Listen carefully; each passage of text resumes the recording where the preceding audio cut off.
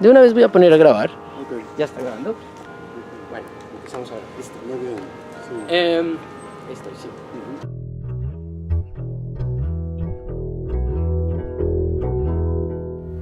Hola, muy buen día, amigos de Revista Crónica. Estoy aquí sentado con el gran autor Sergio Scheifeck, un autor argentino que tiene, bueno, no sé cuántas novelas.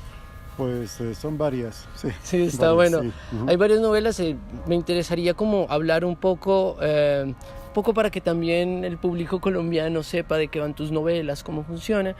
Quería centrarme un poco en algunas de tus novelas y en cómo funciona. Bueno, en las lecturas que yo estoy haciendo de tus novelas parten de un lugar en el cual el caminar por la ciudad, el observar y el sentirse como una especie de flaner moderno está todo el tiempo presente. Y Sí. eso conlleva que los libros los veo como con una gran cantidad de descripciones, una gran cantidad de pensamientos que rondan a los personajes a través de ese paseo por la ciudad.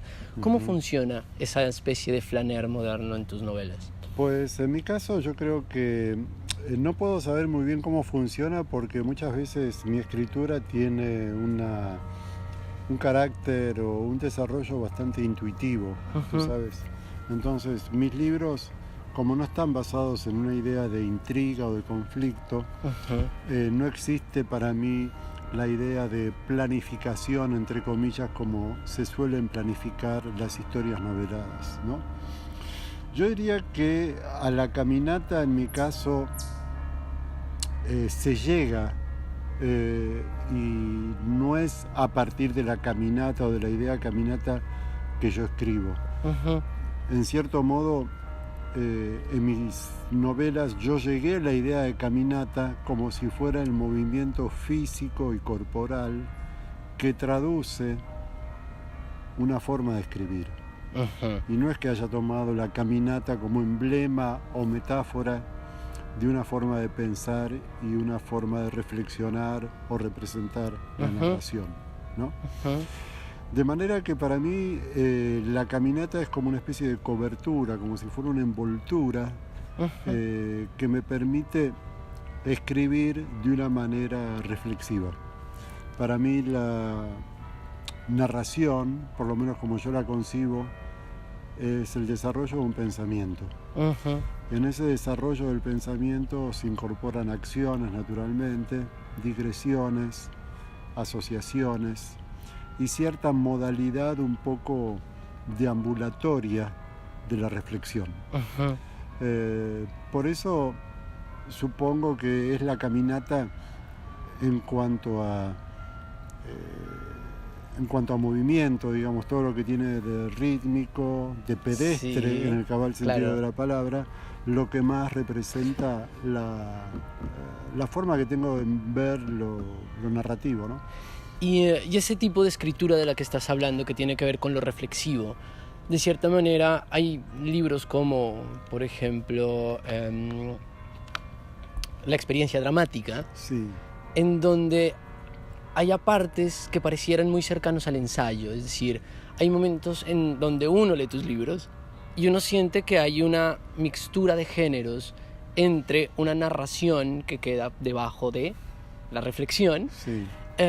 y un ensayo, es decir, un ensayo sobre las digresiones de la vida, o en el caso de la experiencia dramática, por ejemplo, tiene que ver con retomar la idea del mundo es un teatro, ¿no? Sí. ¿Cómo funciona ese ensayo literario, literatura y ensayo, esos límites de...? Sí, para mí la vertiente o como la dimensión ensayística es una dimensión que yo concibo muy asociada a la narrativa, digamos, ¿no?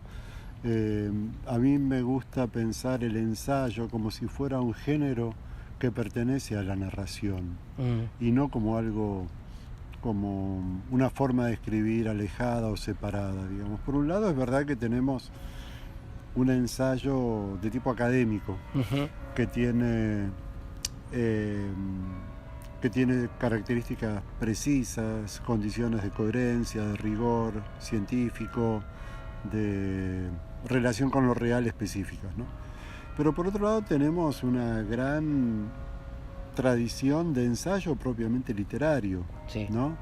que tiene que ver con el juego de elementos vinculados con la percepción y con la reflexión, pero que no están escenificados en términos narrativos, ¿no? Pero que tienen como valores de narratividad importantes, ¿no? Entonces a mí, volviendo un poco también a lo que decía antes, en la medida en que mis relatos no están organizados a partir de la idea de progresión, de intriga, de acción, las relaciones de causa y efecto no son muy relevantes. Hay acciones, pero son como laterales o mínimas. Entonces toda esa dimensión ensayística me parece que es necesaria para ofrecer el contexto de la narración o de la acción propiamente dicha, ¿no? Es como si se jugara todo en términos de honestidad, entre comillas. Sí, honestidad en el sentido como más lato de la palabra, no honestidad con mayúscula. Sí, en el sentido de que un narrador, si no quiere describir acciones, tiene que mostrar todas las cartas sobre la mesa. Entonces tiene que explicar también el contexto y todo lo que reflexivamente rodea a esas acciones mínimas, porque son acciones que no tienen una relevancia dramática, digamos, ¿no? Claro, y estaba pensando, bueno, en ese caso uno podría entender de cierta manera que tus novelas están basadas en una serie de propuestas, hipótesis, pensamientos alrededor de las cuales se arma esta especie de cáscara narrativa, pero que en el fondo tus libros tienen unas propuestas ideológicas específicas que estás haciendo, es decir, el ensayo o esta dimensión rara entre el ensayo y la narrativa podría o permite pensar en tus novelas como propuestas ideológicas. Mira, yo podría estar de acuerdo con eso si pensamos en la idea de propuesta ideológica en un sentido general, ¿no? Con un sentido como un poco débil de la palabra, ¿no?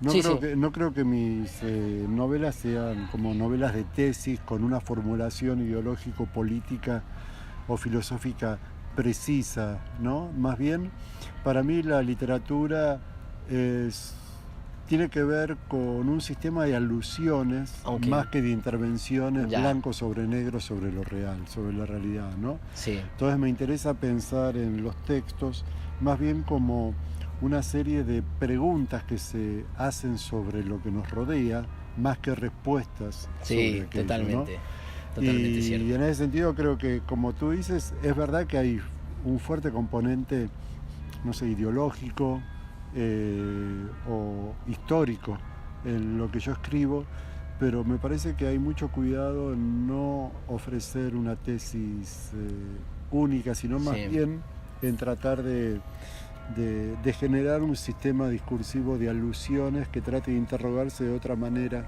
sobre lo que se escribe, ¿no? Sí, porque además hay un tema, digámoslo así, recurrente dentro de tus novelas. Yo lo he encontrado como recurrente, que tiene que ver con una pregunta sobre, hablando de esa honestidad y hablando de esa serie de alusiones, en una especie de falla del lenguaje.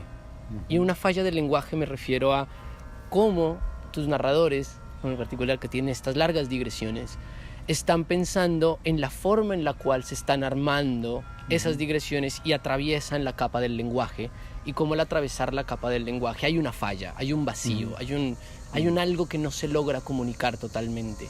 Entonces, hay entonces, podríamos decir, una tensión entre esta escritura digresiva que quiere ser honesta y decir una verdad, por decirlo así, y la falla en la utilización del lenguaje como herramienta. ¿O podemos decir que hay algo de eso en tus novelas? ¿O? Bueno, sí, yo le quitaría un poco de grandilocuencia a eso, en el sentido de que me parece que en la medida que es una escritura reflexiva, como en eso estamos de acuerdo, es una escritura también que en cierto modo tiende a representarse a sí misma, ¿no? Toda escritura tiende a representarse a sí misma, ¿no? Pero en este caso me parece que en mis novelas es el narrador, el primer lector de lo que escribe, ¿no? Entonces hay movimientos vinculados con la consideración, evaluación, caracterización de lo que se va describiendo y narrando, y es como un autor como un narrador que se lee a sí mismo. Y en la medida que se lee a sí mismo, a medida que va escribiendo, se va corrigiendo o acotando con el desarrollo de la propia escritura. Y en la medida también que es una escritura que pretende ser autorreflexiva, llega un momento, y soy consciente de ello, que tiene que establecer un contrato, en cierto modo, muy verídico con la superficie de la escritura. Entonces llegan momentos en que hay una trabazón. Y la traba es esas frases que a veces no terminan, ¿no? Como un anacoluto, en el sentido de que hay como cierta agregación conceptual o agregación arquitectónica de la frase que hace que no pueda terminar de una manera correcta o coherente, entonces tiene que tener un corte abrupto. Y la última pregunta, tiene que ver con, bueno, ¿cómo logras esa distancia, de cierta manera, con ese personaje narrador que está reflexionando, en el punto en el que claramente hay cosas por las cuales es una de las grandes aportes que todo el mundo subraya de tus obras, que tiene que ver con la construcción de personajes. En algunos casos la construcción de personajes femeninos es sumamente importante, pero claro, entiendo que estos personajes se tienen que armar muy bien para que puedan tener toda esta reflexión sobre lo que están haciendo. ¿Cómo logras esa distancia entre tú como Sergio y tus personajes para que ellos puedan como tener este tipo de reflexiones sobre la escritura, sobre lo que hacen, ser sus primeros lectores y poder tomar distancia de ellos, como Sergio? Pues yo creo que cada autor en general crea o se somete consciente o inconscientemente a sus propias convenciones, a las convenciones internas de su propia obra, ¿no? Y la verdad es que yo creo que en realidad no le doy mucha bolilla a los personajes, ¿no? A los personajes míos como unidades narrativas o categorías narrativas que revelen algo concreto y tangible sobre lo real, ¿no? También son personajes que suelen carecer de profundidad psicológica, ¿no? Que son un poco de cartón piedra, ¿no?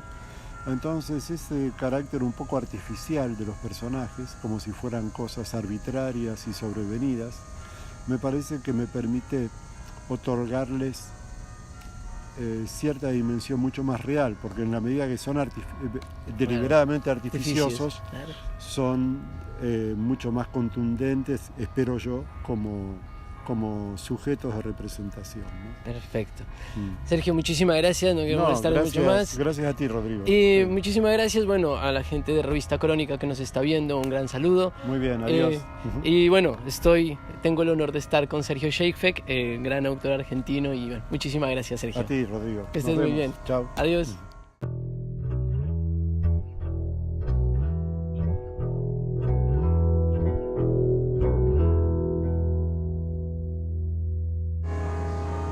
Bueno, ¿qué te parece? ¿Quedó bien? Buenísimo, me encantó.